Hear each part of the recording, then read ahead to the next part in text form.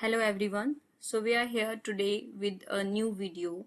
Since this is exam time, so I thought of making a video which takes your very less time and cover a large topic. So this video is about all the hematological practical of physiology in one shot. Okay, without wasting time, let's get started. Okay, so we'll one by one we'll get take one practical and we'll see what are different viva questions which are very important, right? So starting with hemoglobin estimation, guys, hemoglobin estimation you can get directly also, and you can get you can get PCV value is given and just calculate blood indices. So this way also you can get a practical of hemoglobin estimation. You have to see which point is missing in the formula, and this way you can assess which practical is given in practical exam, right? So in last slide we'll be talking about this later. Now let's focus what are the most important viva questions in hemoglobin estimation practical. Okay, so first question which is very important is the principle of the practical. Okay, it can be asked in any practical exam, whatever the hemat practical or even the other practicals also. So here the principle is you have to say known amount of volume of or known volume of blood is basically converted into acid hematinin. How? By addition of dilute HCl, and by 10 HCl we are using here. So we are converting into acid hematinin, and that color of acid hematinin, which is brown pigment, that color is matched with a given standard. Okay, so known volume of blood, okay, and the calculated amount of diluted HCl. Fine. Now procedure, obviously you should be knowing procedure of all the practicals, but here you can be asked how you performed the evaluation part, basically how you visualize the result. So that can be asked. So you have to tell that lower meniscus is basically assessed at eye level. So you can be asked to perform the evaluation part. So how you visualize the result. So you have to take the pipette, take the tube, hemoglobinometer tube at eye level, and you have to see that. Okay. So this you have to show to the examiner. Okay, then you should be knowing the normal hemoglobin values. So that is 12 to 16 gram per deciliter in females and 14 to 16 in male, or 13 to 16 in male. Okay, so then other question are, you can be asked what is difference between this hemoglobinometer pipette as compared to other pipette. Okay, so the major difference is basically here we need only 20 microliter blood, so only one marking is there when we talk about hemoglobinometer pipette. So 20 microliter having a unit. Okay, otherwise if you talk about other pipettes, the TLC pipette, the TRBC pipette, okay, the RBC and WBC pipette, they don't have any units. Okay, they have some relative values. So this also you have to keep in mind. Okay, then other question can be classification of anemia, because examiner will see your results and then the next question comes in their mind is the classification of anemia. Then you have to tell specifically that there are two types of classification: etiological classification and morphological classification. In etiological classification, based on the cause, so you have to tell that in hemolysis, then which type of anemia comes under that, decreased synthesis, which type of anemia comes under the deficiency, the respective deficiency like folic acid, the iron deficiency anemias, right? And destruction occur if, for example, sickle cell anemia, right? So depending on cause, the etiological classification. In morphological classification, we'll be talking about in last slide. Okay, I'll show you what is basically morphological classification. You can't tell only hypochromic or hyperchromic only. Okay, so I'll tell in last slide, don't waste time here. So other methods of hemoglobin estimation can be asked. So this way you can prepare the hemoglobin estimation practical. These are the most important questions. Coming to next practical, which is the TLC and TRBC. Okay, obviously the first question is the pipette identification. So you should be knowing that when we have 0.5, 1 and 11, that is WBC pipette having white bead. Okay, and 0.5, 1, 101 RBC pipette. And on the other hand, hemoglobin pipette having the units, the microliter unit here. Okay, and here these are unitless, they are just relative values. Fine, so this can be asked. And apart from that, apart from identification of pipette, other questions are as follows. So counting area, where you will count RBC, where you will count WBC, this can be asked, right? So RBC will be counting in Newbar chamber center part, center large square, okay? And WBC on corner 4 large square. In next slide we'll be talking about this. Otherwise, other questions are, then comes the fluids. So composition of Tux fluid can be asked. So composition is GV paint and glacial acetic acid. And obviously when you'll be asked about the composition, you can be asked about the functions respectively. So GV paint is basically to stain the nucleus, the WBC nucleus, and glacial acetic acid to lyse the RBCs. On the other hand, when we talk about RBC practical, TRBC count, Hems fluid is used. The composition is sodium sulfate, which basically prevent the Rolox formation. Mercury chloride act as antifungal. Sodium chloride, which is making it isotonic. Okay, calculation of dilution factors. So how you calculated the dilution factor? Basically, it's the total, the final volume divided by the previous volume. So previous volume is 0.5 amount of blood, okay, and the final volume is 11. But after filling this pipette, after mixing this part, we know that this amount, this till 1, this is only diluting fluid. So we'll discard this portion, and that's why the final total volume is 10 in WBC pipette and 100 in RBC pipette. And that's why we have, so 10 divided by 0.5. So 20 dilution factor in WBC pipette and 100 divided by 0.5. So 200 dilution factor in RBC pipette. So don't be confused in this. Okay. So calculation of dilution factor. And then area and volume of the counting chamber we'll talk about in next slide. Okay. Then you can be asked about the applied aspect. So leukocytosis, the condition of leukocytosis, and leukopenia condition you should be knowing. Okay, leukocytosis. So we'll be talking about in DLC what can change this. Okay, then comes anemia. So again, anemia, the definition of anemia. So anemia is not only the decreased hemoglobin or RBC count, it's basically decreased oxygen capacity of blood. Fine. And here blood indices can be asked if the practical is TRBC. Okay, so in last slide we'll be talking about blood indices. Then if you get such practical, you can be asked what is counting L rule. Okay, so in this image you can see 2 border you have to count and rest 2 border you have not to count, so that it will not be repeated in next box. So count upper and left border and omit right and lower border. So that is our L rule, inverted L rule, or like this. So you can take any 2 borders to count and rest 2 should be excluded. So that's all about TLC and TRBC. Let's see the calculation part. So we know that these 4 large square here WBC is counted, and the center large square for RBC counting we are using. Fine. In RBC, let's see first RBC calculation. So we know that this hole is 3 mm. So this center, the large square is 1 mm. As you can see here, this is 1 mm. Okay, but counting is being done on the medium size 4 square and the center one. Okay, now this hole is 1, so this is 1 by 5. Okay, so the area is 1 by 5 into 1 by 5. Okay, and depth is 1 by 10.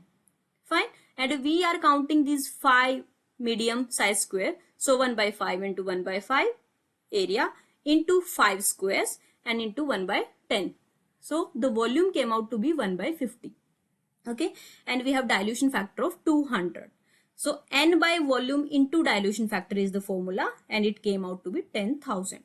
And that's why examiner can ask you what is this 10,000 and calculate this. So this way you can calculate the volume and divide just it. So N divided by the volume into dilution factor is the formula. Same for WBC, these 4 large square, the corner one, having obviously 1 mm width. Okay, so how you will calculate the area? 1 into 1 is the area, volume 0.1. Okay, and you have to count 4 of these. So 1 into 1 into 0.1, which is the depth. Okay, and into 4. So 0.4 cubic mm is the volume. Again, here dilution factor is 20. So N by the volume into dilution factor. It came out to be 50. This way you can calculate if you get practical of WBC. Coming to DLC practical, differential leukocyte count, in which you have to identify the cells and count the preparation part. Okay, so the first question came into examiner's mind is the composition of Leishman stain. So which stain you are using here? Leishman stain. Leishman stain having eosin dye and methylene blue dye. Okay, eosin dye, which is an acidic dye. So what will stain it? So it stains the basic particles. It will stain the RBC. It will stain the granules of eosinophil. Okay, so pink color will be RBC and granule of eosinophil. Okay, then methylene blue will be staining all the acidic particles. So in cytoplasm, the nuclei of all the cells and the granules of basophil. So granules of basophil will be blue in color. And acetone-free methyl alcohol act as fixative. What that mean? It preserves the cell chemically and metabolically and fix the smear on the slide.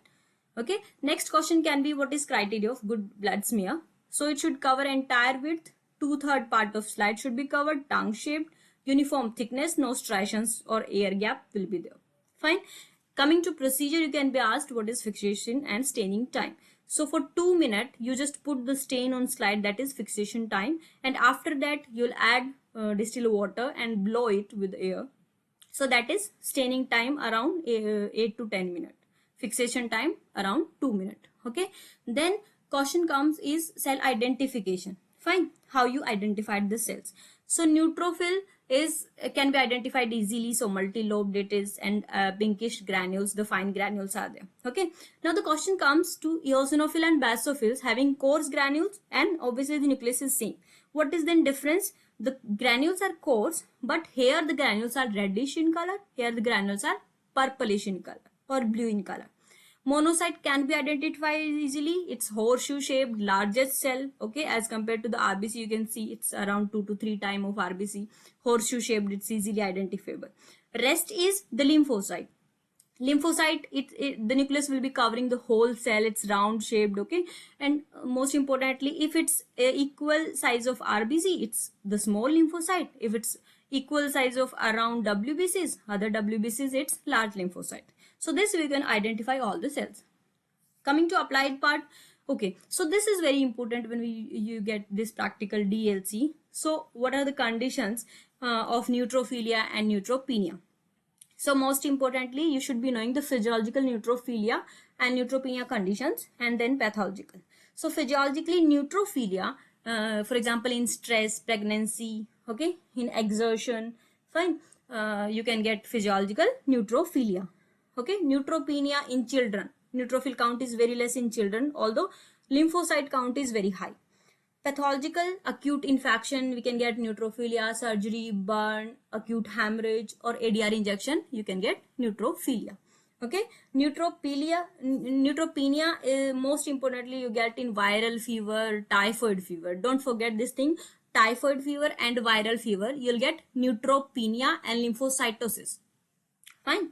Coming to lymphocytosis, obviously, in children, as I said in children we have high lymphocyte count, less neutrophil.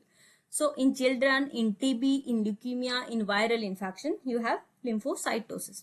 Okay, you can be asked eosinophilia and basophilia. So eosinophilia in allergy and parasitic infections, and basophilia in allergy, TB, chickenpox, and leukemias. Okay, all these count most probably increases in these conditions and decrease in bone marrow depression conditions.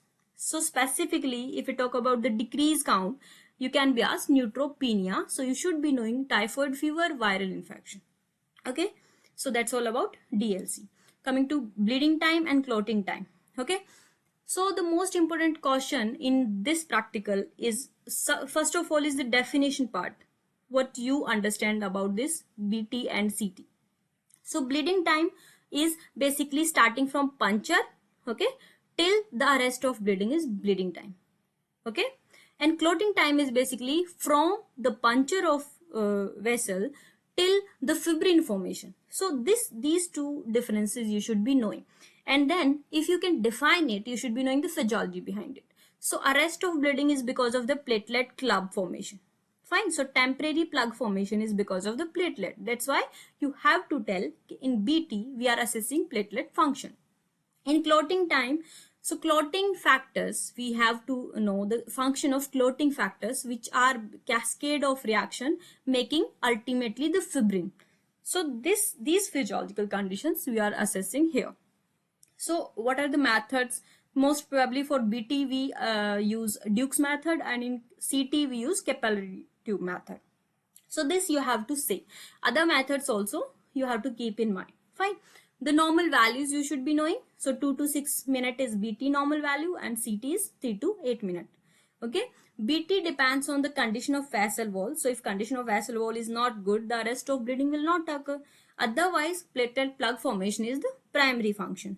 Okay. And temperature can also increase bleeding time. High temperature. Okay, so when you can get abnormal BT value is the purpura.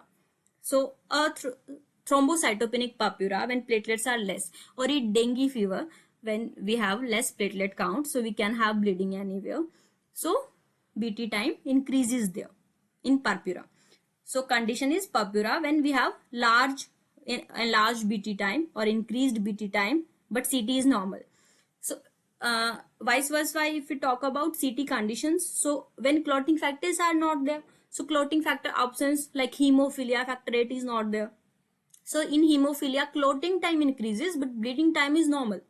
Fine. So vitamin K deficiency also can, because vitamin K is responsible for 4 factor formation, 2, 7, 9, 10. So if these factors are not formed, obviously the fibrin will not be formed. So that can also hamper the CT value.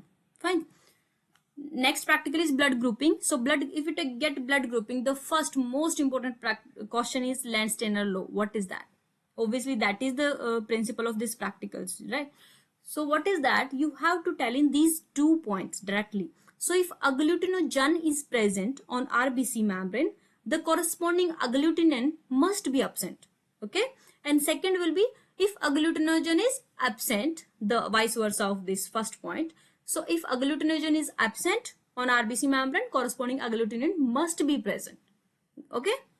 So agglutinogen, if let's talk about A blood group. So if A antigen is present, anti-A will be absent for sure. If some agglutinogen is absent, that means, for example, if agglutinogen B is absent in the same blood group A, so corresponding agglutinin must be present. So anti-B will be present. Fine.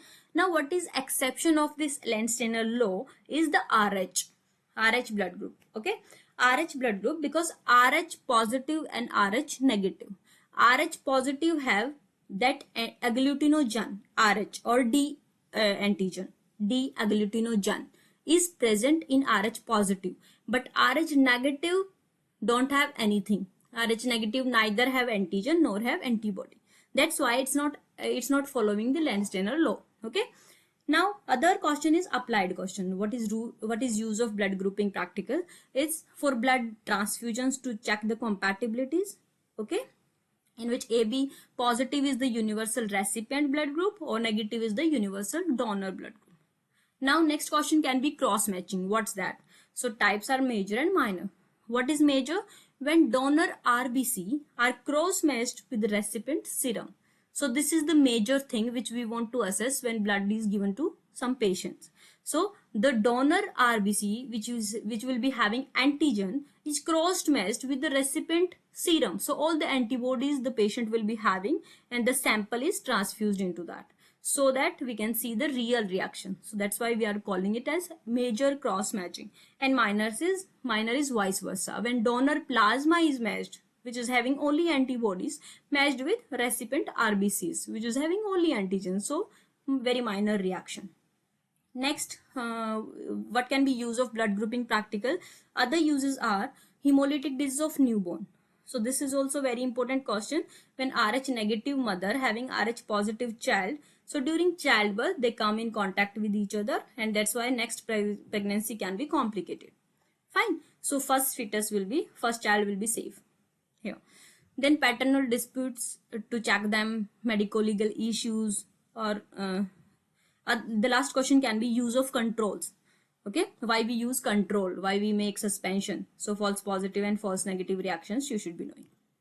Okay, coming to last practical, which is ESR. So definition can be asked. Okay, not much will be asked in exam here about this. So ESR is the rate at which RBC settle down when the anticoagulant blood is allowed to stand in a narrow tube.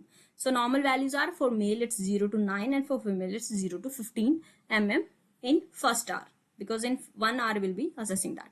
How we can have increased ESR? So we'll have low in infant, okay, high in females, high altitude baby will be having high ESR, in pregnancy, in temperature, high temperature, high ESR, trauma and surgery, they can raise that.